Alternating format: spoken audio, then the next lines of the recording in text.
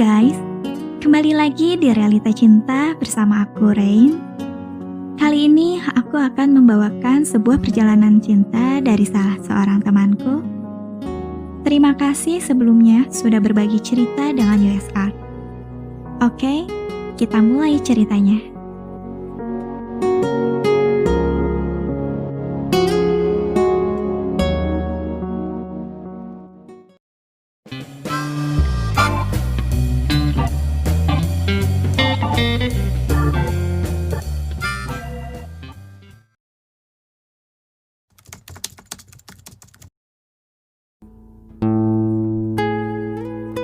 Saat acara inaugurasi di kampusku, aku melihat ada satu wanita yang membuatku tertarik padanya. Dia wanita yang cantik dan anggun. Aku pun bertanya pada teman-temanku, barangkali di antara mereka ada yang mengenal dan memiliki nomor telepon wanita yang kutunjukkan pada mereka. Dan akhirnya aku mendapatkan nomornya dari salah satu temanku. Aku pun mulai mengajak wanita itu berkenalan via WhatsApp. Dia bernama Lala. Kita pun jadi sering saling membalas pesan. Suatu hari aku mengajak dia untuk bertemu di kampus. Hatiku sangat senang, karena hari itu aku akan bertemu dengan wanita yang kusukai. Aku terkejut. Yang datang menemuiku bukan wanita yang aku maksud. "Kamu siapa?" tanyaku. "Aku Lala," jawabnya dengan wajah bingung. Dan ternyata wanita yang kumaksud itu bernama Syifa. Dan Lala adalah temannya Syifa yang saat itu berdiri tepat di sebelah Syifa. Sehingga temanku mengira aku meminta nomornya Lala. Namun karena aku sudah terlanjur dekat dengan Lala, dan Lala pun sama cantiknya dengan Syifa, aku tetap melakukan pendekatan dengan Lala. Sehingga akhirnya kami resmi berpacaran. 5 bulan sudah hubungan kami berjalan, namun aku merasa mulai sedikit jenuh dengan hubunganku. Dan lagi di kampus, aku merasa banyak juga wanita yang tertarik padaku. Sehingga aku memutuskan untuk mencari wanita baru tanpa memutuskan Lala pacarku. Ica adalah pacar keduaku. Dia juga wanita yang cantik dan menarik.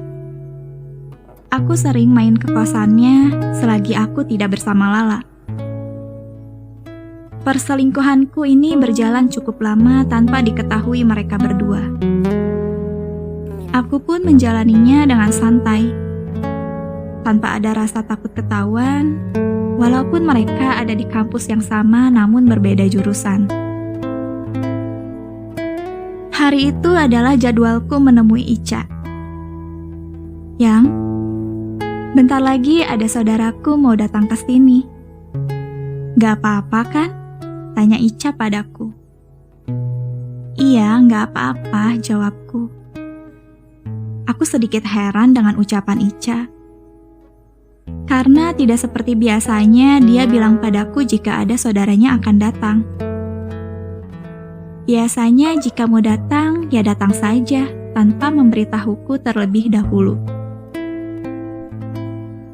Tidak lama ada yang mengetuk pintu dan mengucapkan salam. Aku merasa kaget karena aku mengenal suara wanita itu. Saat wanita itu masuk, ya, dugaanku benar. Dia Lala pacarku. Sungguh aku seperti terjebak, atau mereka memang sengaja menjebakku. "Ayah ngapain di sini?" tanya Lala padaku dengan nada lembut. "Ayang." "Ayangnya siapa nih?" timpal Ica dengan santai. Aku benar-benar terkejut dengan drama mereka berdua. Hatiku tertawa kecil. Menertawakan diriku sendiri yang sudah dijebak oleh pacarku dan selingkuhanku. Ternyata Lala adalah juniornya Tendi. dan Tendi adalah saudaranya Ica. Disitulah hubungan ini bisa terungkap. Ternyata aku kurang berhati-hati dan terlalu santai menjalin hubungan dengan mereka. Lala mulai menangis, dan Ica masih bisa menahan emosinya. Mereka berdua meminta aku memilih di antara mereka. Aku pun mengeluarkan motorku dan berkata pada mereka kalau aku butuh untuk menenangkan pikiranku dulu dan akan memutuskannya nanti setelah pikiranku sudah mulai tenang. Sesampainya di rumah, aku pun menghubungi mereka berdua. Aku memberitahu Lala bahwa aku memilihnya karena aku sudah sayang padanya. Aku lalu menghubungi Ica juga.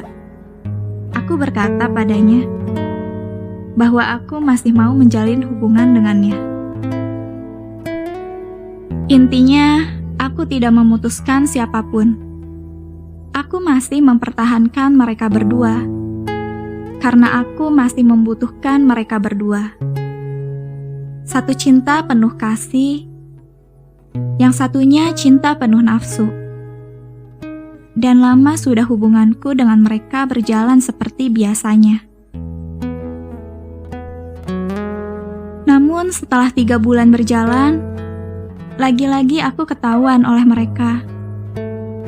Dan kini jebakan itu terjadi di tempat Lala, bukan di tempat Ica seperti sebelumnya. Dan saat itu pun aku memilih Lala dan memutuskan Ica. Tetapi aku tidak jera. Aku tetap melakukan perselingkuhan dengan wanita-wanita lainnya. Aku tidak mengerti. Rasanya aku memiliki kepuasan tersendiri jika aku menjalin hubungan dengan lebih dari satu orang. Zaman sekarang, mungkin wanita akan mengecapku dengan sebutan fuckboy. Namun, aku memilih mereka karena aku memang menyukai mereka. Terlepas mereka mengatakan aku lelaki jahat atau brengsek, mungkin aku hanya bisa meminta maaf pada mereka yang merasa telah disakiti olehku. Aku hanya lelaki. Jika aku masih menjadi aku yang seperti ini, jangan pernah salahkan aku jika kalian masuk ke dalam kehidupanku. Aku hanya membuka pintu. Hasilnya ada pada kalian para wanita.